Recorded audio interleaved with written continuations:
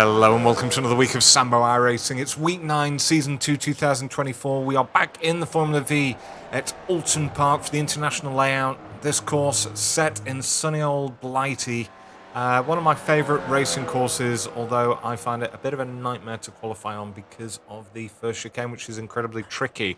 Anyway, for you guys, I managed to put a lap together that should be competitive. I've managed to not kill myself in the chicane. And yeah, everything seemed to go all right. In terms of how we do it, if you're new to the channel, thanks, welcome, sit down, grab yourself a coffee or a beer. We do one slowed down lap from the cockpit where I show you all the markers. Then we go and do it from the chase cam at full speed and then back in the cockpit full speed with the driving line on. Enough of that, let's get started. Right, usual preamble. I have loaded this test session from the Vee schedule so that the track conditions will be the same as we actually have them next week during practice and racing. The thing that might be different will be the wind direction and the wind speed. So I've only done one test session, only put in 4 laps to get this time. So if you've got the wind coming into you on this straight, you may be going slower at the start and vice versa, etc., etc. All the usual stuff. Anyway, we're in 4th gear. As we cross the line, we're over on the left-hand side. And what we're looking for here is at turn 1, we're not going to be doing any braking. But just on the left, you see the Two Brothers Racing sign here.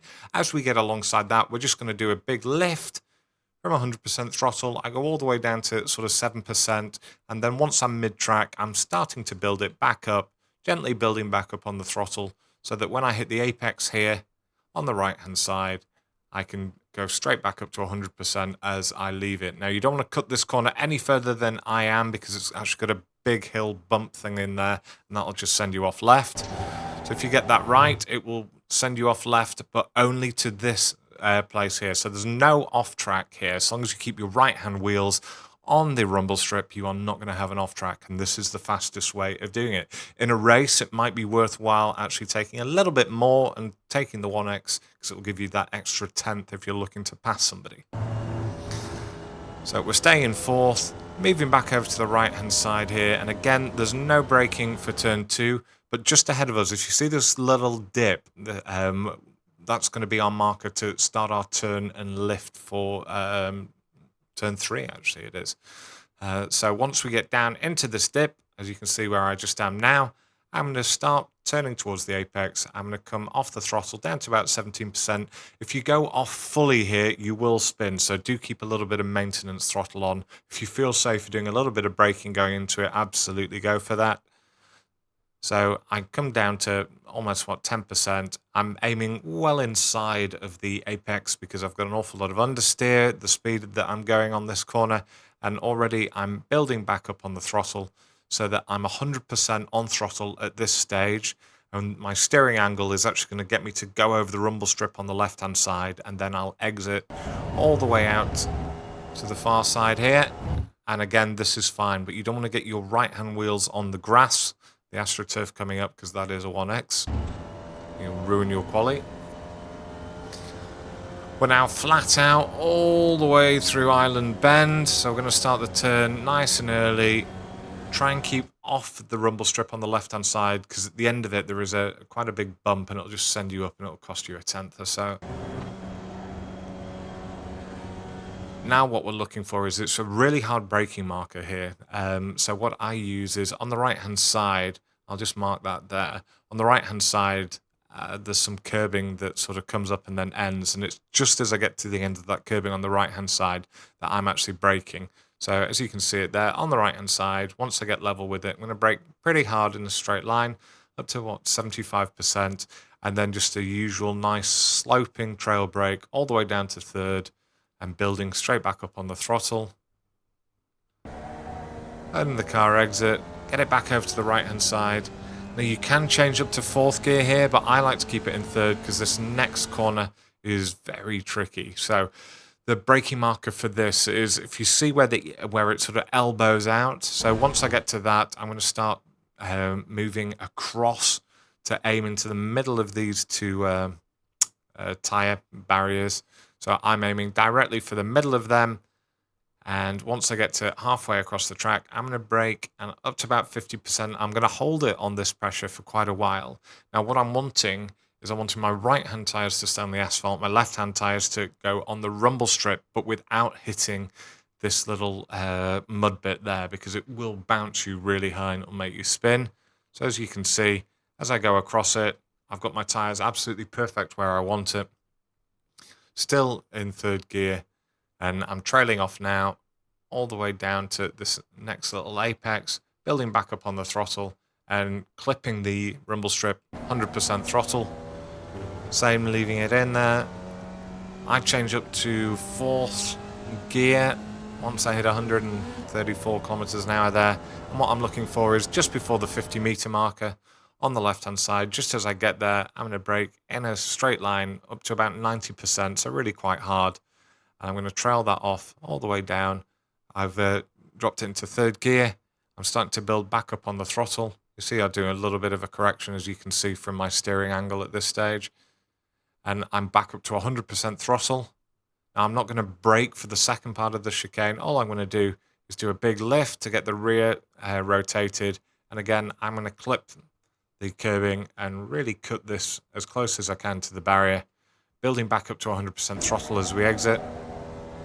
Now, I don't know if you saw there. So what I do is, as I move over to the left-hand side, I put a bit of right hand down and then left hand down just to get the weight neutral in the car, because what I'm wanting to do is now keep it flat through this next corner.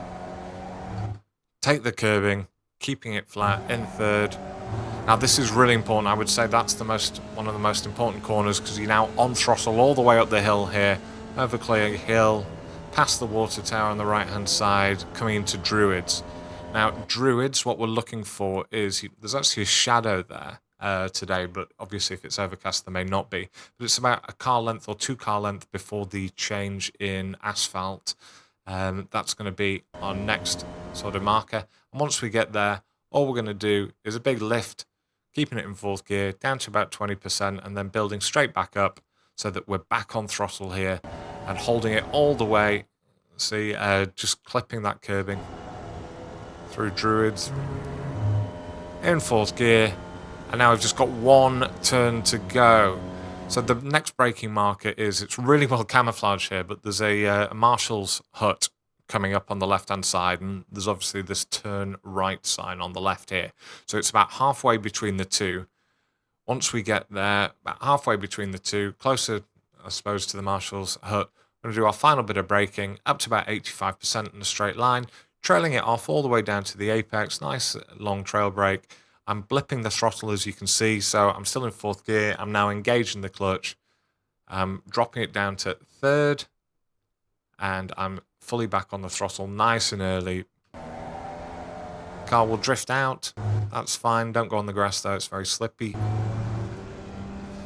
Now, you can leave it in third, or you can change up to fourth, or you can do what I do here and miss the gear briefly. Either way, I finished with a 1:57.206. If I hadn't missed that gear, it might have been a 1:57.15 or something like that. Nice parallel park to finish up. Nice and safe. Have a sandwich and call your crew chief.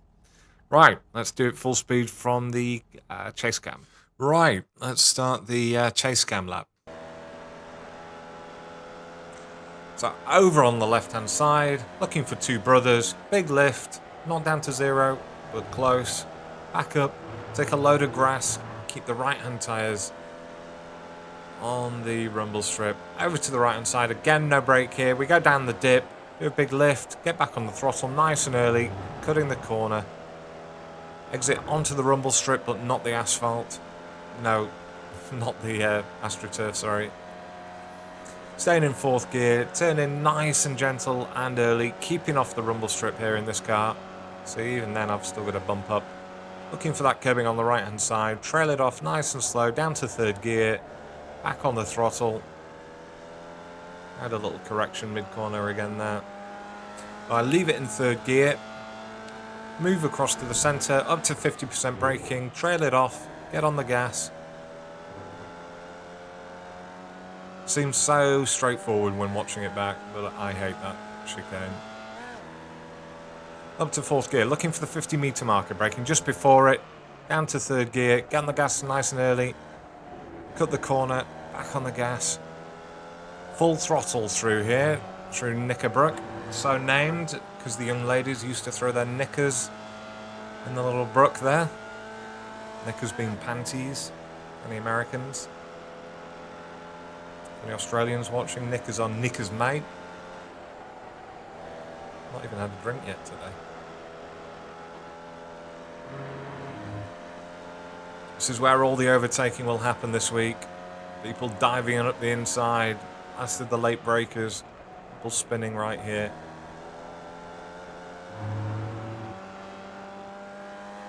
Hug it round to the left. Miss a gear, just to prove that you can. And there we are, 1:57.206. Final time from the cockpit with the driving line on. Right, final time for those that are still with me. One thing I should mention as well is, because obviously this is probably the third or fourth time I've done a lap around here, it is always worthwhile watching the newer ones with the right track conditions. Even if I've done a faster one on a previous season, it won't necessarily be the right line and gears, because it does change quite a bit with the temperature. So if you want to watch my entire back catalogue, you go right ahead. And certainly don't trust other guides from other YouTubers that have done them prior to the Tempest system. Because everything's changed since then. Track temp 34 degrees, so it is 3 degrees warmer than last season. It seems so straightforward. And the second chicane, you can see I have to correct it as I exit through the first apex.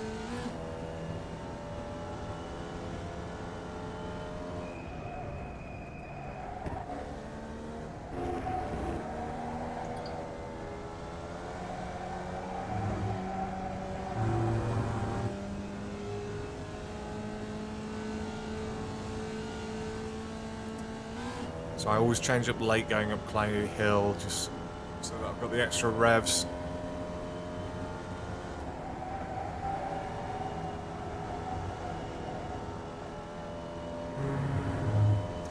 Coming up to Lodge Corner. This is where you get excited when you're in quali and spin it.